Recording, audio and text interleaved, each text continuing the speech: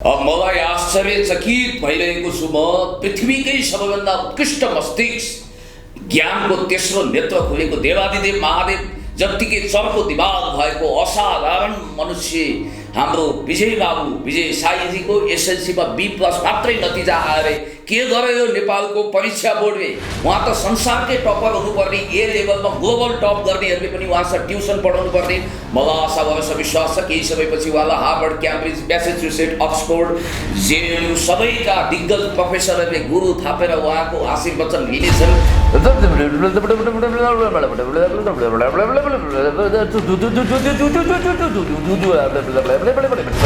यहाँ कतिपयले भनिरहेका छन् कि उहाँले MBBS को तयारी परीक्षा पास गर्न नसकिसकेपछि यसरी नयाँ नयाँ खेलहरू गर्नु हो। म यो भन्न चाहन्न पिसी सरकारले जादुको छडी घुमाए जस्तै खोल्दा सिमसिम तरिकाले जादुगरी गर्नुभयो यो पनि भन्न चाहन्न। उहाँ 3 तिर्वक 14 भुवनको ज्ञानी ज्ञानी अन्तर्यामी देवादिदेव महादेव जस्तो आध्यात्मिक मान्छेहरूले भने जस्तो ज्ञानको त्रिनेत्र खोलेको असाधारण क्षमताको व्यक्ति हुनुहुन्छ। जस्तो कि बालक आदित्य तपाईँलाई थाहा छ यो गोलार्धमै नजन्मिएको असाधारण मान्छेको जन्म भएको छ। गर्व गरौँ, जीवित देवता हुनुहुन्छ। सबैले आरती उतारौँ, भक्तिभाव गरौँ, भजन गाउँ, कीर्तन गाउँ, उहाँको नाउँमा ठुला ठुला शालिगहरू बनुन्। हामी गर्व गरौँ र विजय बाबु यो देश सगरमाथाको बुद्धको मात्रै होइन विजय बाबुको पनि देश हो भनेर हामी भनौँ। उहाँको त्यस्तो दिमाग चल्न सक्ने आइन्स्टाइन भन्दा पनि तेज बराबर दिमागको मान्छेले साधारण मान्छेले त म स्कुलको अलवेज फर्स्ट स्टुडेन्ट हुन्, कहिले पनि सेकेन्ड डिभिजनको मुख म PhD स्कलर हुँदासम्म PhD त श्रेणीविहीन हुन्छ, मैले कहिले पनि सेकेन्ड डिभिजनको मुख देख्नु परेन। म जस्तो साधारण बबु र मनुवाले त त्यति तयारी गर्नु पर्दैन थियो। म कहिले 18 घन्टा होइन 5-6 घन्टा पढ्दा त्यति काफी हुन्थ्यो भने उहाँले त प्रत्येक दिन 18 घन्टा होइन 18 मिनट तयारी गरे पुग्ने ठाउँमा किन 18 घन्टा तयारी गर्नु होला राम्रै नतिजा निकाल्न।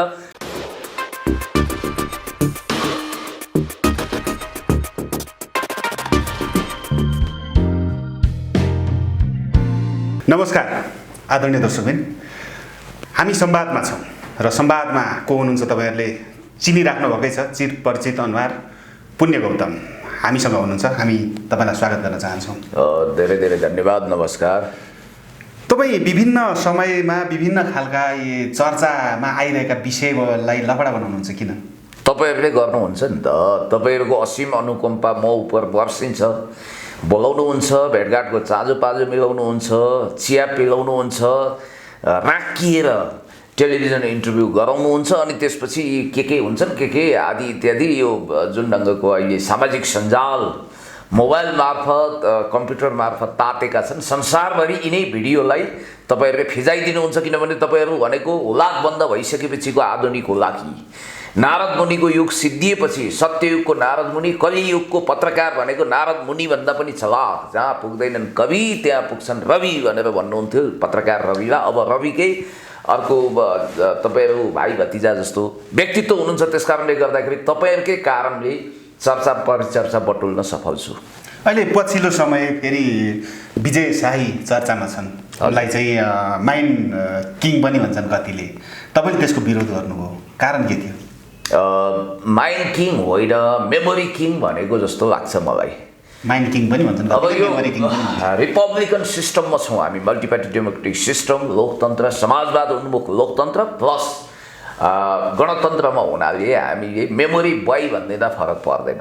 मेमोरी बोय भनौँ किनभने हामीले बालक आदित्य जो असाधारण क्षमताका, असाधारण प्रतिभाका, एक्स्ट्रा अर्डिनरी जिनियस थिए, एक हिसाबले सुपर नेचुरल पावर युक्त व्यक्तित्व थिए, उनलाई गुगल बोय भनियो। रिपब्लिकन सिस्टममा हुनाले हामीलाई उनलाई मेमोरी बोय भन्दा फरक पर्दैन।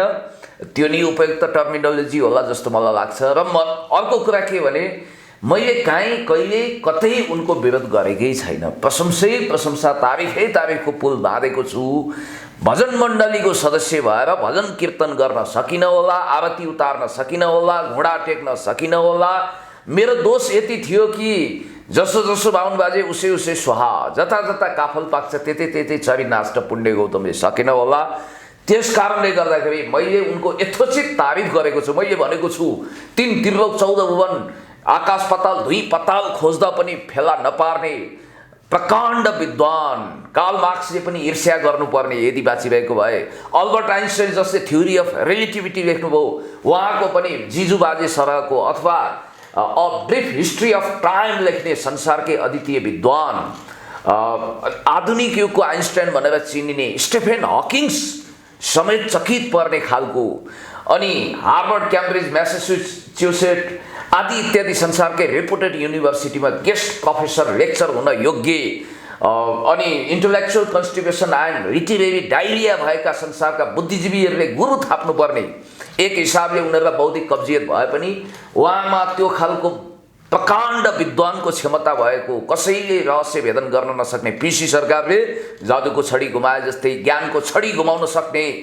एकदम चमत्कारिक व्यक्तित्वको धनी, एक हिसाबले भन्नुपर्दा यो पृथ्वीमा कहिल्यै उद्भव नभएको व्यक्तित्वको रूपमा विजय बाबु, विजय भाइ पैदा हुनुभएको छ। उहाँलाई बधाई दिउँ, धन्यवाद दिउँ, उहाँको मुक्त कण्ठले तारिफ गरौँ भनेको हुँ र मैले उहाँको त्यो ज्ञान विशारद, उहाँको त्यो विलक्षण क्षमतालाई प्रशंसा गर्ने मौका खोजेको थिएँ त्यहाँ रिपोर्टर्स क्लबमा, र उहाँले त्यो दिन त्यो प्रमाणित गर्ने, किनभने झोलाभरि किताब बोकेर गएको थिएँ, म झोलाभरि पैसा बोक्दै हिँड्न सक्दिनँ, र रिपोर्टर्स क्लबको त्यो प्रोग्राममा मैले बोकेका किताबहरू खरार खारेर जुनसुकै समय जहाँबाट पनि भन्ने क्षमता उहाँमा देखिएको कुरा प्रमाणित होस् भन्ने हिसाबले उहाँलाई गोल्डन अपर्च्युनिटी दिन त्यहाँ पुग्दाखेरि त्यो मौका मैले नपाएको। भनेको मतलब चाहिँ उनी जसरी अहिले चर्चा भइराखेको छ मेमोरी किङ भनेर, त्यो चाहिँ नाटक हो। हेर्नुहोस्, अब म कुनै ताज दिनको लागि दुधको दुध पानीको पानी छुट्याउने आधिकारिक कुनै न्यायालय पनि होइन, र मैले कुनै ढङ्गले उनलाई सम्मानित गर्नुपर्छ, उनी सम्मानका लायक हुन् भनेर मैले जहिले पनि भनिरहेको छु। तपाईँलाई एउटा कुरा म फेरि पनि भन्न चाहन्छु, यस्तो अद्भुत अद्वितीय प्रतिभा, एक्स्ट्रा अर्डिनरी जिनियस जसको ट्यालेन्ट प्रमाणित भयो भने भोलि डोनाल्ड ट्रम्प आफैले सेल्फी खिच्ने रहर गर्नेछन्। अमेरिकी लाइब्रेरी अफ कङ्ग्रेसमा एउटा लिभिङ इन्साइक्लोपेडियाको रूपमा उनको शालिक रहनेछ। त्यति मात्रै होइन, अमेरिकी राष्ट्रपति डोनाल्ड ट्रम्प मात्रै होइन, रुसी राष्ट्रपति भ्लादिमिर पुटिन, चिनिया महामहिम राष्ट्रपति सी जिनपिङ, टर्कीको राष्ट्रपति रेसेप तय्यब एर्दोगान, अनि त्यसपछि इरानको सर्वोच्च धर्मगुरु आयतुल्लाह अली खुमेनी, अनि बेलायतको प्रधानमन्त्री बोरिस जोन्सनले समेत डिनर लन्चको लागि उहाँलाई अफर गर्लान्। त्यो खालको प्रकाण्ड क्षमता भएको ज्ञान विशारदयुक्त महर्षि व्यास जसले 4 वेद 18 पुराण लेखेका छन्, उनलाई पनि चकित पार्न सक्ने, दुनियाँलाई आश्चर्य अभिभूत पार्न सक्ने व्यक्तित्वको धनी विजय बाबु, उहाँलाई म हार्दिक शुभकामना दिन चाहन्छु।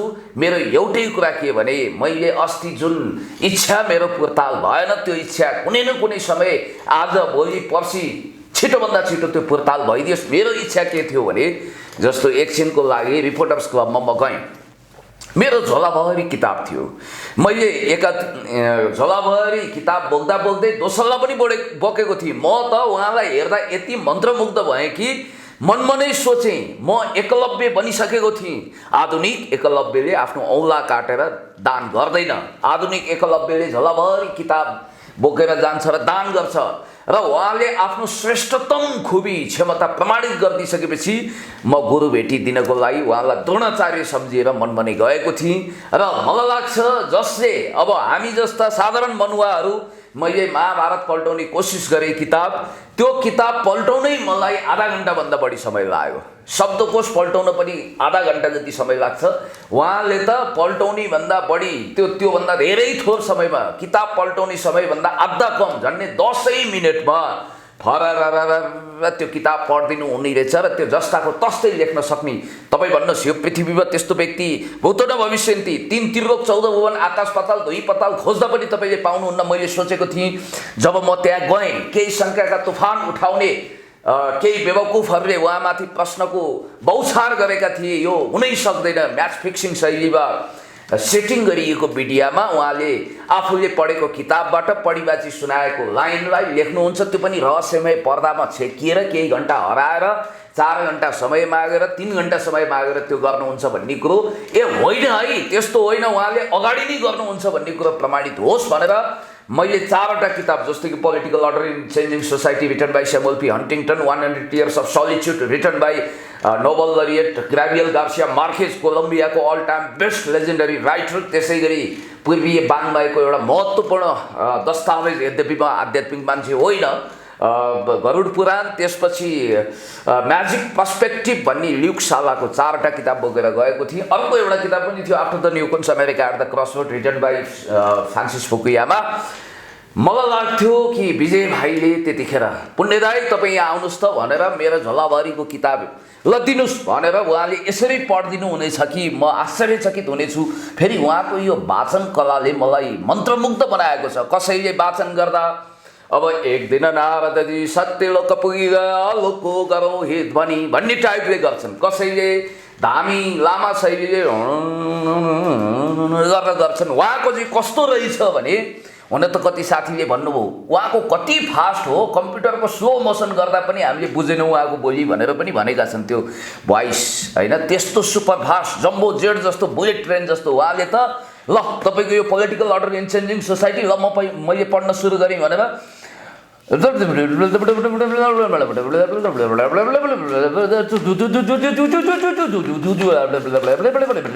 गरेर यो शैलीमा सारा किताब, अब यति नाथे किताब, यो त कति पेज होला भने 600 पेज जतिको छ। 600 पेजको त 3 मिनटमा पढेर ल भन्नुहोस् पुण्य दाइ कुन पानाबाट कुन पेजबाट म के भनिदिउँ भनेर सबलाई ल हेर्नुहोस् है, विजय भाइलाई मैले भनेको थिएँ नि, उहाँले सक्नुहुन्छ क्या, सक्नुहुन्छ, मजाले सक्नुहुन्छ भनेर प्रमाणित गर्न चाहन्थेँ। तर त्यो मौका उहाँले दिनु भएन। हिजोको भाका राख्नु भएको थियो उहाँको दाइले, हिजो पनि चिठी आएन शैलीमा फोनै आएन। र म चाहन्छु भाग्य नेउपानेजी, तपाईँको मैले भिडियो हेरेँ, चाहे विश्व लिम्बूजीले होस्, चाहे भाग्यजीले होस्, चाहे चिसो भनेकै कोकाकोला पत्रकार भनेकै ऋषि धमला भने जस्तै 101 देशका दिग्गज पत्रकारहरू जो बाहिर टाई फिटिङ भित्रभित्र जुम्राको मिटिङ शैलीका छैनन्, सुकुलगुन्डा छैनन्, नामी ध्यानी ज्ञानी टप पत्रकारहरू भेला भएको त्यो ठाउँ। आजकल बुढी आमैले पनि टिका लगाउँदा बाबु युवराज घिमिरे जस्तो भएस् अथवा सुधीर शर्मा जस्तो, किशोर नेपाल जस्तो भन्दैनन् पत्रकार, बाबु ऋषि धमला जस्तै पत्रकार बन्नु भनेर तपाईँहरूलाई बुढी आमै बुढा बाजेले आशीर्वचन दिन्छन्। त्यति प्रसिद्ध ऋषि धमलाज्यू, कृष्ण पणेलज्यू, तपाईँहरू सबैले अब एउटा प्रोग्राम आयोजना गरिदिनुहोस् र मलाई यो मौका दिनुहोस् कि छिटोभन्दा छिटो। ल पुण्य गौतमजी त्यहाँ बस्नुहोस्, ल कुन किताब ल्याउनु भएको छ, झोलाभरि किताब ल्याउनु भएको छ, तपाईँले खोल्नुहोस् पुण्यजी भनेर भाग्यजीले भन्नुहुनेछ।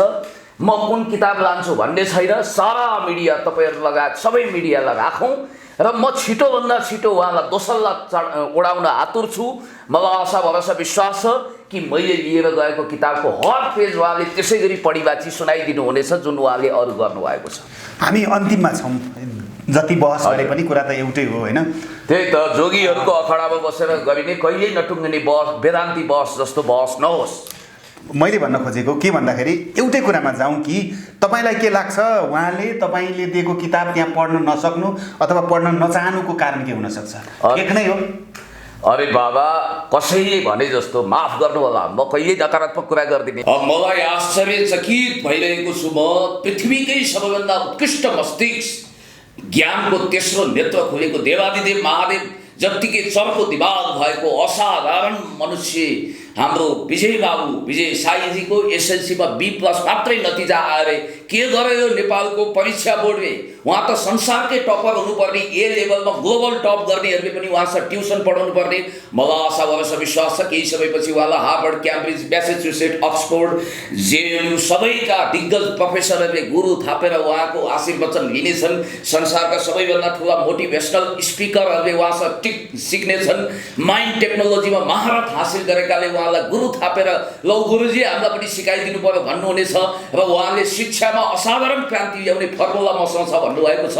अब कोका कोलाको फर्मुला अरूले नलिए जस्तै उहाँसँग महर्षि वेदव्यासको जस्तै अथवा गायत्री मन्त्र जस्तै फर्मुला रहेछ। त्यो फर्मुलाको आधारमा मलाई आशा छ यो देशमा 100% लाटा गाँडाहरू रातारात पढ्न सक्ने हुनेछन्, सबै शिक्षित हुनेछन्, यही भरोसा गरौँ। यहाँ कतिपयले भनिरहेका छन् कि उहाँले MBBS को तयारी परीक्षा पास गर्न नसकिसकेपछि यसरी नयाँ खेलहरू गर्नुभयो। म यो भन्न चाहन्न पिसी सरकारले जादुको छडी घुमाए जस्तै खुल्जा सिमसिम तरिकाले जादुगरी गर्नुभयो, यो पनि भन्न चाहन्न। उहाँ 3 त्रिलोक 14 भुवनको ज्ञानी ध्यानी अन्तर्यामी देवादिदेव महादेव जस्तो आध्यात्मिक मान्छेहरूले भने जस्तो ज्ञानको त्रिनेत्र खोलेको असाधारण क्षमताको व्यक्ति हुनुहुन्छ, जस्तो कि बालक आदित्य। तपाईँलाई थाहा छ, मैले मुक्त कण्ठले तारिफ गरेको छु।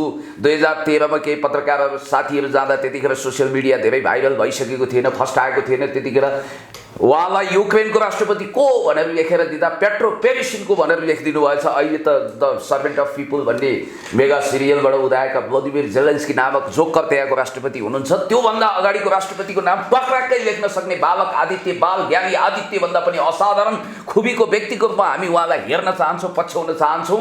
र म यति कुरा भन्न चाहन्छु कि मलाई एउटा आश्चर्य लागेको कुरा नि, जस्तो उहाँ भन्नुहुन्छ क्या, उहाँ जस्तो एउटा मोबाइलको क्यामेराभन्दा पनि फास्ट चल्न सक्ने दिमाग भएको, फोटोकपी गर्न पनि तपाईँलाई थाहा छ 2100-2200 पेजको किताब 2-3 घन्टा लाग्छ, मोबाइलले खिच्दा 1-1.5 घन्टा लाग्छ भने उहाँको दिमागले त 10 मिनटमा खारिदिने रहेछ। त्यस्तो असाधारण प्रतिभाले, उहाँको त्यस्तो दिमाग चल्न सक्ने, आइन्स्टाइन भन्दा पनि तेज तरार दिमागको मान्छेले, साधारण मान्छेले त म स्कुलको अलवेज फर्स्ट स्टुडेन्ट हुन्, कहिले पनि सेकेन्ड डिभिजनको मुख, म पिएचडी स्कलर हुँदासम्म, पिएचडी त श्रेणीविहीन हुन्छ, मैले कहिले पनि सेकेन्ड डिभिजनको मुख देख्नु परेन। म जस्तो साधारण बबु र मनुवाले त त्यति तयारी गर्नु पर्दैन थियो। म कहिले 18 घन्टा होइन 5-6 घन्टा पढ्दा त्यति काफी हुन्थ्यो भने उहाँले त प्रत्येक दिन 18 घन्टा होइन 18 मिनट तयारी गरे पुग्ने ठाउँमा किन 18 घन्टा तयारी गर्नु होला राम्रै नतिजा निकाल्न?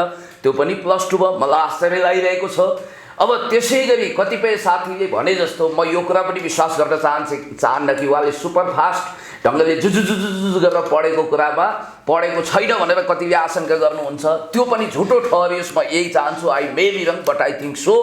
र म छिटोभन्दा छिटो उहाँले आफ्नो प्रतिभा प्रमाणित गरेको हेर्न चाहन्छु, उहाँलाई दोसल्ला उडाउन चाहन्छु। सर्वै भवन्तु सुखिनः, सर्वै सन्तु निरामया, पोजिटिभ चितौँ, फुलको आँखामा फुलै संसार देखौँ।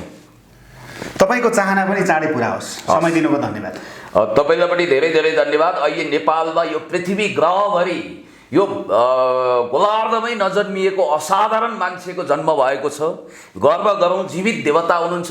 सबैले आरती उतारौँ, भक्तिभाव गरौँ, भजन गाउँ, कीर्तन गाउँ, उहाँको नाउँमा ठुला ठुला शालिकहरू बनुन्।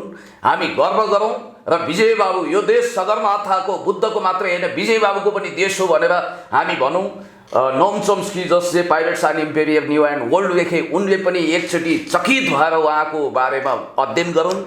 संसारमा ठुला ठुला शोध होस्, म यही भन्न चाहन्छु।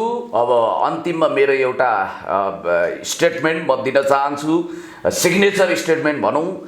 अबको युगमा कुनै पनि जालन्धरले महादेवको स्वरूप धारण गरेर पार्वतीको छल गर्ने जमाना गयो र यो असत्यको थुतुनु धेरै खोलेको बेला सत्यको मुख बन्द भएको हुन्छ। तर सुकरातले भन्नुभएको छ, अलोकप्रिय सत्यको प्रवक्ता नबन्नु बाबु, लोकप्रिय सत्यको प्रवक्ता बन्नु, अलोकप्रिय झुटको प्रवक्ता नबन्नु, लोकप्रिय सत्यको पछाडि लाग्नु भन्नुभएको छ। सत्य अलोकप्रिय भए पनि, तितो भए पनि सत्य सत्य नै प्रमाणित हुनेछ। सुन्नेला सुनको माला, भन्नेला फुलको माला। यो भिडियो युट्युबमा सर्च गर्दा साथ आइजाला। तपाईँहरूलाई पनि धन्यवाद। हस्, नमस्कार, अभिवादन। नमस्कार।